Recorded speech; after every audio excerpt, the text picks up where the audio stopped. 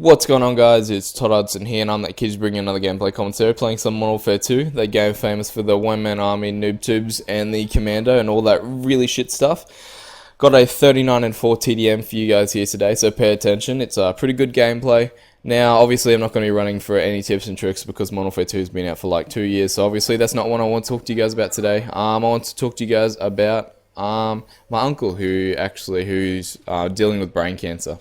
So my uncle, he's at least 35 years old. He is a father of 3 children. He also has a wife, but all his 3 children are actually below the age of 3. Now he has 2 sons. One son, he was 2, and his other son is same age as his daughter. So they're twins, and they're not even the age of 1, which is what makes things even harder for my uncle and auntie. So they had to move up here. They were actually, like, my auntie and the kids were in Philippines for a holiday. She had to come back because my uncle turned up in the intensive care unit. She got called in. She had to leave her 2 youngest children over there, and this was like 4 months ago, and they haven't seen their kids since then, and they probably won't see them for another year on top of this, just because it's too much of a workload for my auntie to look after my uncle and all her 3 children. So her parents are looking after the kids for the next year practically, until the mother can bring her mum and the kids over here, or if they can buy their own house, which is going to be pretty difficult because my uncle can't work for up to 2 years. Now, I'm sorry if I don't sound all that happy. I didn't want to release this video like straight away, this commentary, just because it would seem that I was like taking advantage of the situation, like my video because you feel bad for me. So I didn't want it to seem like that. Now my uncle's pretty alright, like he just has to stay at home practically every day.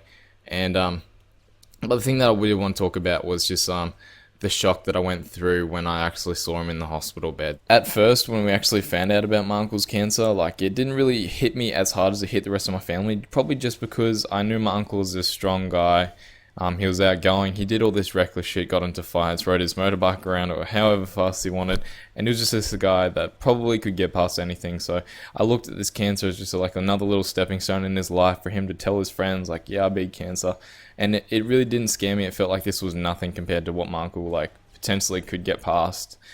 But it was a couple of days from him actually getting his surgery, and so they could try and remove it.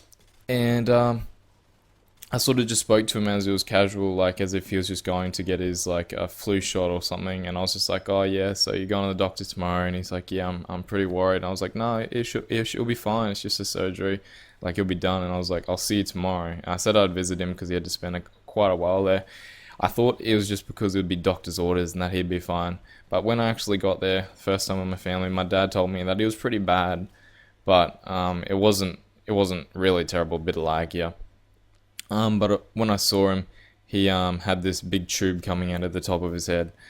He couldn't move the entire of his right side. He could just move his fingers and his feet a little bit, and he could barely speak. The most that he could say was like yes and no, and he was just really screwed up. He was practically like immobile, and he was like this for a couple more days, and it was just really hard for me to see it. Like, it's pretty hard for me to talk about now, but yeah, he spent about a week at the hospital. He's sort of alright now, actually. Like, he's pretty much normal, just other than a couple of speech impediments. Like, he forgets some words and he gets pretty angry with himself for that, but it's completely understandable. Like, he's practically a normal guy now. He just has to go to the doctors every day to get his checkup, get the chemo and radiation treatment, and he's on that for a couple of months. But yeah, it's pretty frustrating for him because he can't work for like up to 2 years, but it's good to have him around. Like, I'm glad that he's okay, because it could have gone a lot worse now that I think about it. But yeah, it must just really suck because they don't have a lot of money, and they have to practically live in the bottom level of their house until my uncle can eventually go to work, which isn't a long time. But they're on on a type of like disability pension from the government because my uncle can't make any income. But I think if I ever do get partnered, I'll put some of my money towards them at least, or I'll organise some sort of fundraiser when I get big enough, I guess, because I'm sure that they're still going to be pretty needy in a while. But yeah, my heart really goes out to you guys. Anyone else who's been dealing with cancer. It is really something that it takes a lot of support to get past. So once again, I do want to say that I didn't upload this video to get pity likes or favorites or sharing from you guys. Like, I know that you are all going to do it because you are awesome, and I really do appreciate it. So feel free to do it if you are. Like, it really does help my channel out a lot, but I just didn't want to come across that I was taking advantage of my uncle's situation. I was sort of hesitant to release this video. That's why I did take a while for me to put together. I didn't even mention it all that much to you guys. And the reason that I'm sharing it with you guys is because I know that you want to know about my personal life and my life stories, and I promised that I'd tell you guys that. And I want to get with you guys on a personal level. That sounds pretty bad. Take it however you want it.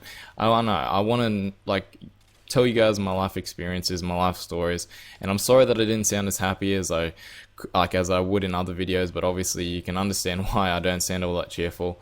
But anyway, the gameplay is coming to a close. I think I went 39-4 with the famous, and I was lucky enough to get into a lobby without all the danger close noob tubes, which is something of a rarity to come across in Modern Warfare 2. So I think if you stick to TDM, you'll be lucky enough to not have to deal with that shit. But anyway, guys, on your screen is a link to my previous video. It is an Olympia gameplay on Black Ops. I went 34-5 with the Spy Plane Napalm and Blackbird kill streak. So if you could go check that out, I'd appreciate that a lot. And the bottom link is just if you want to click on it to subscribe to my channel. But anyway, guys, my name's Todd Hudsonn, and I'll catch you guys next time. Peace.